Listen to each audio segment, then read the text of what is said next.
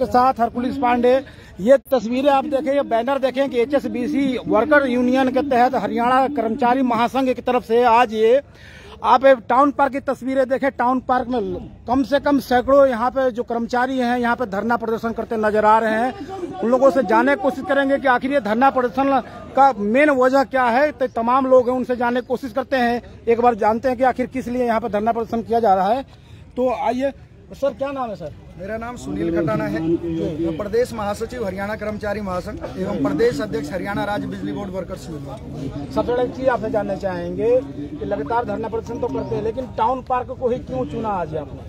देखो, जब शहर की आवाज शहर के मध्य से उठानी चाहिए और ये एक ऐसा सेंटर पॉइंट है जो कि प्रदेश के तमाम कर्मचारियों को पता है, क्योंकि यहाँ पर सेक्रेटेरिएट भी आपके पास में है, हुड्डा का भवन भी है, इधर एक्साइज एंड टैक्सेशन भी है और हाल फिलहाल में एक बीजेपी का कार्यालय भी यहाँ बना है ताकि सरकार तक आवाज सीधे तौर पर पहुंचे।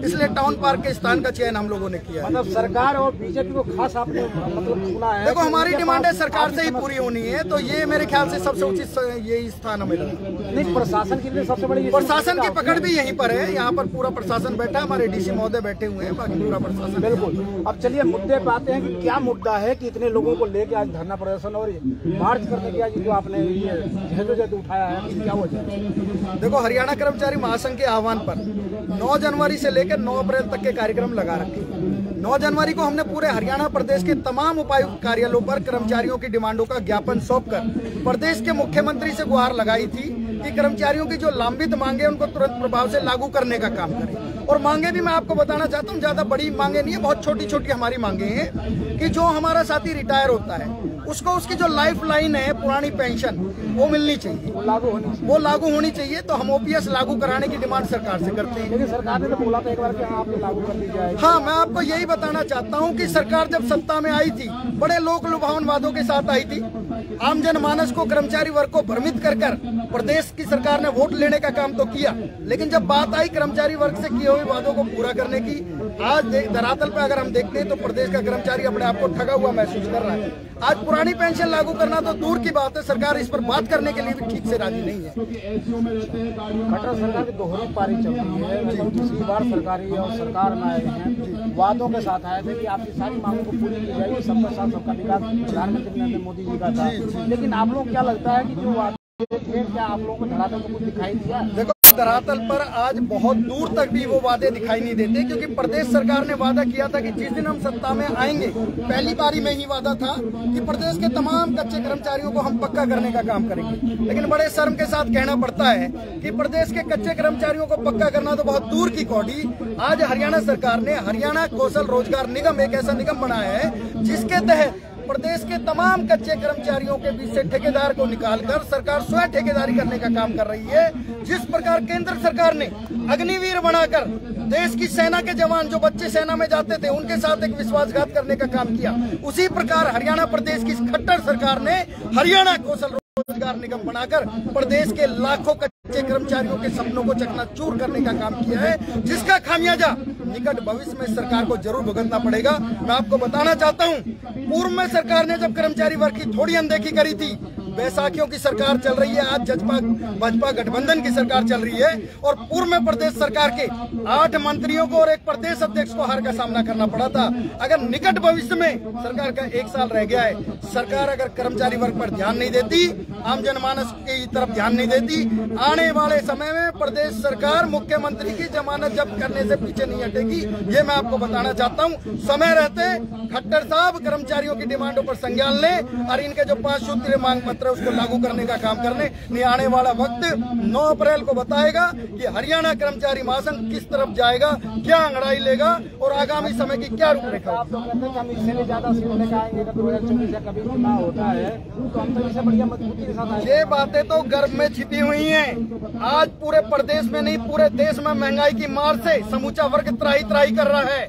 देश में किसान, कर्मचारी, मजदूर और अभी हाल फिलहाल में जो देश की सबसे छोटी सरकार होती है ना, पंचायत के सरपंच तक भी आज खट्टर सरकार के दरवाजे पर गुहार लगा रहे हैं, लेकिन उनको क्या मिल रहा है ये किसी को बताने की जरूरत नहीं है। हाँ, ये बताने की जरूरत नहीं है। जो ये लाठियां भांजी जा रही है ना कर्मचारी वर्ग पर, पुरानी पेंशन की मांग करने के लिए पंचकुला जाते हैं, उन पर लाठियां बरसाई जाती हैं। सरपंच अपनी मांगों के लिए जाते हैं, उन पर लाठियां बरसाई जाती है। आम जनमानस अपनी आवाज उठाता, सरकार उस पर लाठियां भाजती है। आने वाले समय में ये लाठियां उल्टी पड़ने वाली है, ये आप देख लेना। निश्चित तौर पर ये जो सरकार है ये संज्ञान ले ले कि इसकी उल्टी गिनतियां शुरू हो। आपका अधिकार नहीं है अपनी मांगों को लेकर बैठना, धरना देना, प्रदर्शन पे जाना। ये डेमोक्रेसी है, लोकतंत्र है, लेकिन लोकतंत्र में आज हो क्या रहा है, जिसकी लाठी उसकी भैंस। और लाठी से खट्टर सरकार इस सरकार को चलाना चाहते हैं, लाठी से सरकार नहीं चलने देंगे। ये लोकतंत्र है। प्रधान जी, मुझे यहाँ तक लगता है कि सरकार से खपाई ज्यादा खपाई नहीं। देखो, आज प्रदेश का समूचा वर्ग, मैं बात कर्मचारी और मजदूर की नहीं कर रहा, छात्र जनमानस की भी कर रहा हूँ। ये वही सरकार है जिसने पूरे देश में 2 करोड़ रोजगार देने का वादा किया था, पूरे हरियाणा प्रदेश में 2 लाख रोजगार देने का वादा किया था। आज वादों से मुकरने का काम ये सरकार कर रही है। हम तो सिर्फ इस सरकार को इसका किया हुआ वादा याद दिलाना चाहते हैं कि आज सबसे ज्यादा शिक्षित बेरोजगारी अगर कहीं पर है तो वो हमारे देश में है, हमारे प्रदेश में है। इसको दूर करने का काम करें। आज सरकार को चाहिए कि जो कर्मचारियों से आम जनमानस के जो वादे हैं, जिन पर ये सरकार बनी थी, उनको पूरा करने का काम करें, क्योंकि निकट भविष्य में समय थोड़ा रह गया है। फिर ऐसा ना हो कि अब पछताए होत क्या जब चिड़िया चुग गई खेत, ये वाली कहावत चरितार्थ होती नजर आ रही है। उप मुख्यमंत्री जी ने 75% जो यहाँ के लोग हैं, लोकल जिसको कहते हैं, उनको नौकरी देने की बात कही थी कि यहाँ के स्थानीय लोगों को पहले मिलेगा। मैं कहने से गुरेज नहीं करूंगा। चोर चोर मौसेरे भाई, सत्ता की मलाई सबको अच्छी लगती है। सत्ता में आने से पूर्व बड़े बड़े वादे किए थे। इस बार 10 सीटों में से भी अगर इकाई का एक आंकड़ा पार कर जाए ना तो कह देना सरकार की जमानत जब्त हो जाएगी। अगर जिस तरह के आज इस सरकार के जो कारनामे हैं, अभी समय है परमात्मा इस सरकार को सद्बुद्धि दे। और जितने भी वादे जो किए हुए हैं, आज आम जनमानस भी त्राही कर रहा है। प्रदेश में कोई सुध लेने वाला नहीं है। वो दौर था जब महंगाई पे अगर रात को 1 रुपए पेट्रोल के बढ़ते थे, हाहाकार मचा देते थे।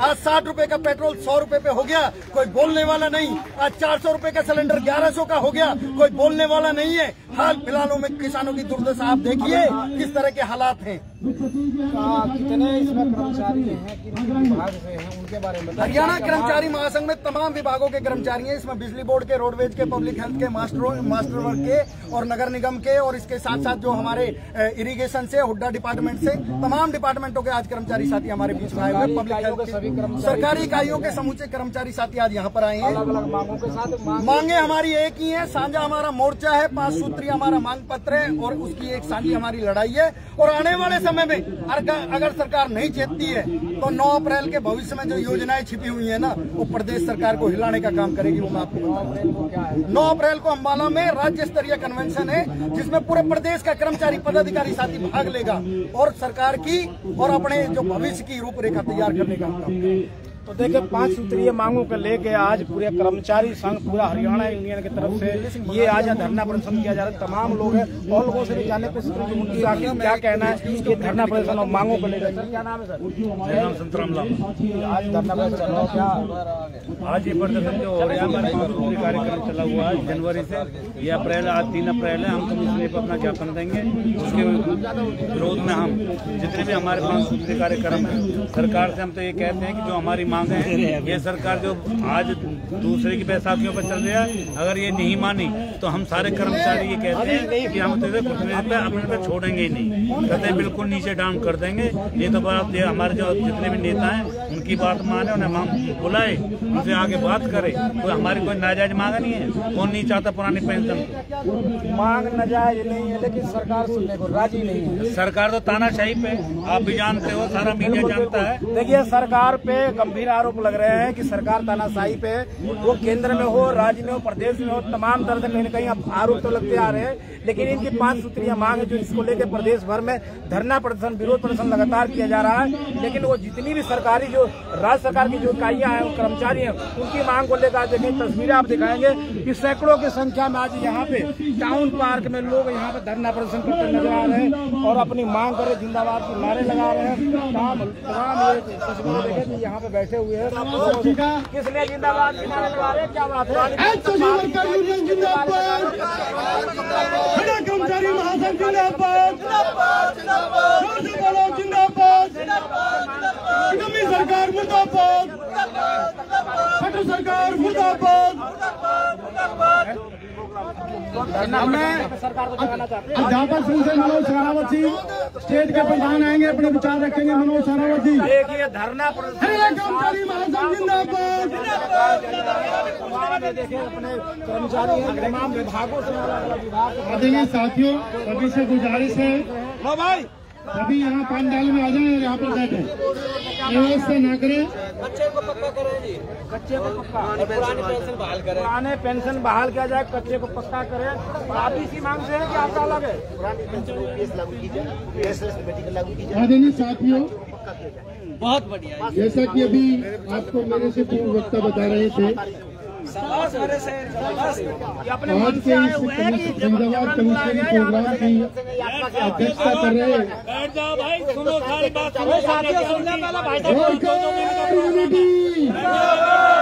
भाई, ये जितने भी साथी खड़े हैं ना टागर, ये हाथ मिलाने का कार्यक्रम रोज चलता रहेगा। ये बैठ जाए सारे साथी, जितने भी साथी यहाँ खड़े, सुधीर बैठ जाए, मुकेश, संजय।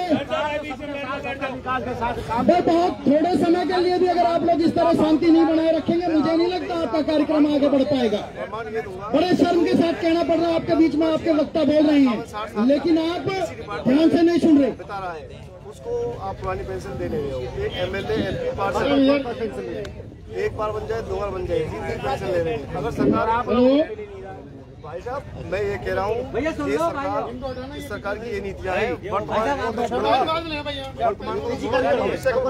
देखें किस तरह से डिस्टर्बेंस यहाँ में हो रहा, कोई नहीं, आप काम करते रहे।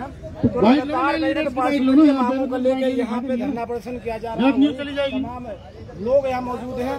आप एक बार और आइए, जानने को कोई भी साथी ना इस प्रकार की कोई भी न्यूज ना दे जो मीडिया में गलत मैसेज आए, तो ऑथराइज न्यूज देने के लिए कृपया वही न्यूज है।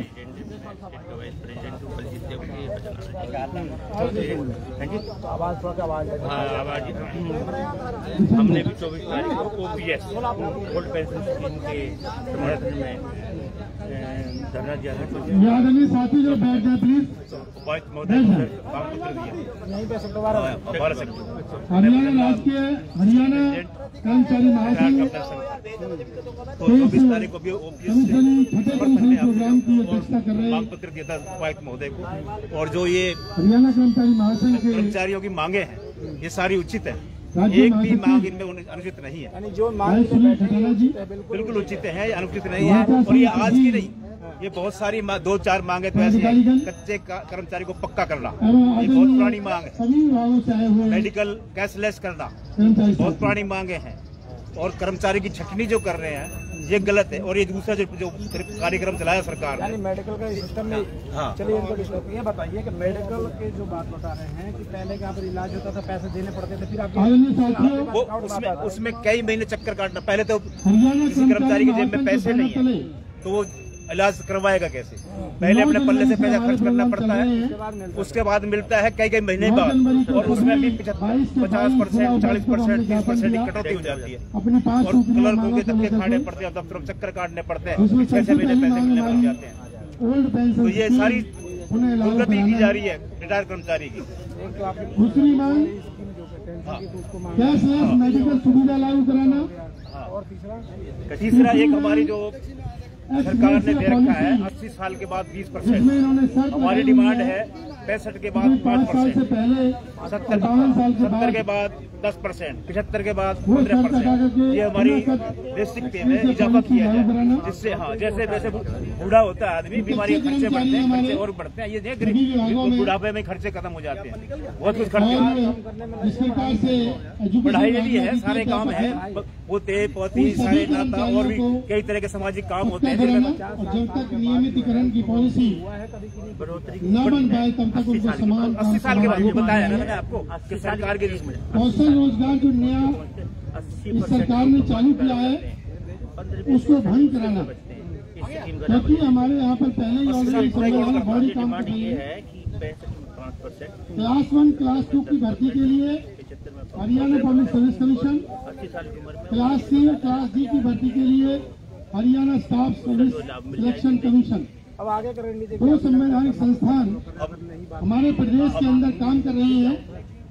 जो भी भर्ती हो 24 तारीख को संस्थानों के द्वारा हो, न कि आगे हमारा प्रोग्राम है हरियाणा कौशल आने रोजगार वाली के, मंडल स्तर पर क्योंकि जैसा कि आपको मालूम है हम अपना प्रोग्राम बनाएंगे, आंदोलन अगर के रूप में भर्ती तैयार कर हमारी रहे हैं। आगे हम फिर इसके और बारे में अगर HSSC सरकार के नहीं द्वारा मानती है होगी तो हम तो सभी उसमें रेगुलर संगठनों भर्ती को साथ होगी लेके और आगे उसमें पूरा फिर वेतन से दिया अपना जाएगा, संगठन खड़ा पूरा करके वेतन चल मान रहे मिलेगा। हैं और सभी को लेकिन समर्थन कौशल करते रोजगार के हैं और तहत तन जो मन हमारे धन से साथी अभी हम अपॉइंट सारे हुए हैं, इस संगठन का उनको तहे दिल से समर्थन करते हैं कि हम तन मन धन से इसके साथ हैं फिक्स करी जा रही आने है वाले टाइम और उसमें से भी GST के नाम से कटिंग की जा रही है। GST हमारे पदाधिकारी आदरणीय साथियों, रीच टू ईच ये सारी चीजें प्रोग्राम बनाएंगे, हरियाणा कर्मचारी महासंघ जाएंगे सरकार का जो शाखाएं में हमारी जो 5 सूत्रीय मांग पत्र जो हमने सरकार को भेजा हुआ है, हरियाणा सरकार देखिए पर किस हमारी तरह जो से हाई पावर पूरी जो कमेटी है, HSBC के जो उसको बुलाएं, कर्मचारी हैं ये वार्ता तमाम करें, वार्ता यहाँ करके पे सहमति धरने करा प्रदर्शन करके पे बैठे हुए हमारी हैं और उनके मांगों 5 पर सूत्रीय लागू मांग करने है का काम जो करें। कि उसमें जो भी रोडवेज आदरणीय के हों, साथियों, बिजली के हों, आपको और भी बताना तमाम चाहूंगा हैं, वो सभी ये जो मतलब ओल्ड कर्मचारी पेंशन हैं है, जो सरकार की इकाई कि है जब से देश आजाद हुआ 1947 से मांग के लेकर लिए के इसमें पेंशन की भी बरसों बात चली जा रही है, थी, इसको बहाल किया जाए। लेकिन एक तमाम लंबी सरकार आई मुद्दों को बीच लेकर में, आज यहाँ पे धरना प्रदर्शन किया जा 10 रहा है। साल उसने लेकिन आगे की जो रणनीति होगी शासन किया क्या होगा प्रदेश आने वाले पर समय में, तो और आप देख रहे प्रदेश हैं पर 24 न्यूज़ में आपके साथ 2006 के अंदर